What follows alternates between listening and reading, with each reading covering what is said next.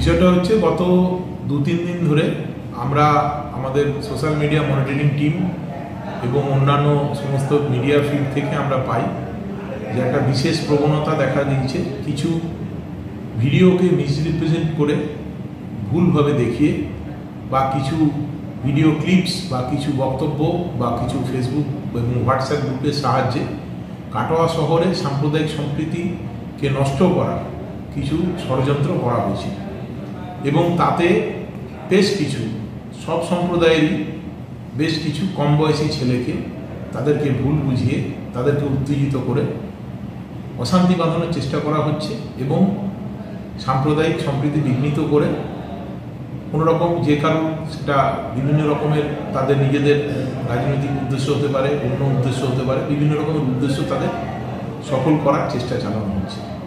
আমরা এই সমস্ত প্রসেসটাকে আইডেন্টিফাই করেছি।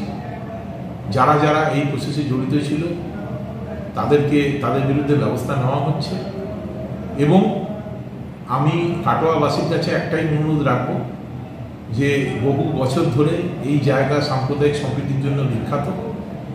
আপনারা দয়া করে কোনো রকম ফেক পোস্ট বা ফেক রিউমার দেখে আপনারা বিভ্রান্ত হবেন না। পুলিশ যা ব্যবস্থা নেওয়া হয়েছে এবং এটা জানিয়ে রাখার খুব দরকার আছে যে এই সমস্ত ফেক ভিডিও এবং উত্তেজনা ছড়ানোর পিছনে বেশ কিছু আউটার স্টেট থেকে এবং সাউথ ইন্ডিয়া থেকে মদত আছে, যারা বিভিন্ন রকম উত্তেজনাকর মন্তব্য করছে, ফেক পোস্ট করছে এবং সব সম্প্রদায়কেই উত্তেজিত করার চেষ্টা চালাচ্ছে।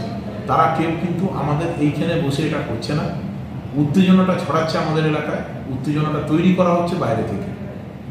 বর্তমানে পরিস্থিতি সম্পূর্ণ শান্ত আছে। যারা যারা ভুল বুঝেছিলেন বা যারা যারা আপত্তিজনক মন্তব্য দিকে চলে যাচ্ছিলেন তাদের সবাইকে বোঝানো হয়েছে। অত্যন্ত বাচ্চা বাচ্চা ছেলেদের বেশিরভাগ ক্ষেত্রেই তারা একেবারেই মাইনর, তাদেরকে ভুল বুঝিয়ে তাদের মনকে বিষিয়ে দিয়ে একটা নতুন সিস্টেম তৈরি করার চেষ্টা চলছে যাতে কাটোয়া অশান্ত হয়। অশান্ত আমরা কোনো মতেই হতে দেবো না। তাদের বিরুদ্ধে দৃষ্টান্তমূলক ব্যবস্থা নেওয়া হবে এবং পুলিশ আরও ডবল সক্রিয় হয়ে এই কাজটা করবে। আমার কাটোয়াবাসীর কাছে একটাই আবেদন যে আপনারা কোনো ঘটনাতে, কোনো রটনাতে আপনারা সরাসরি বিশ্বাস করবেন না। আপনারা দরকার হলে পুলিশ প্রশাসনের কাছে আসুন, আমরা আপনাদেরকে এক্সপ্লেন করব অথবা সেই ঘটনার মূল খুঁজে বার করব এবং সেটাকে সম্পূর্ণভাবে নিরসন করব। আমাদের কাটোয়াতে এরকম কোনো ঘটনা ঘটেনি যার ফলে কোনো উত্তেজনার কারণ আছে। কোনো লোকের ফেক মন্তব্যের কারণে আপনারা উত্তেজিত হবেন না। আপনারা জেনে রাখবেন বেশিরভাগ ক্ষেত্রেই আমরা এটার আমরা একদম ভিতর পর্যন্ত গেছি এবং তাতে দেখেছি বেশিরভাগ উত্তেজনাটা 99% উত্তেজনা বাইরে থেকে তৈরি করা হয়েছে এবং তাতে আমাদের কাটোয়া এলাকার লোক আদৌ জড়িত নয়। তারা বাইরে থেকে কিছু লোক অ্যানোনিমাস নাম্বার থেকে এই উত্তেজনা তৈরি করছে এবং এটা দুই সম্প্রদায়ের পক্ষেই প্রযোজ্য। দুই সম্প্রদায়ের শুভবুদ্ধি সম্পন্ন মানুষের সঙ্গে পুলিশের কথা হয়েছে।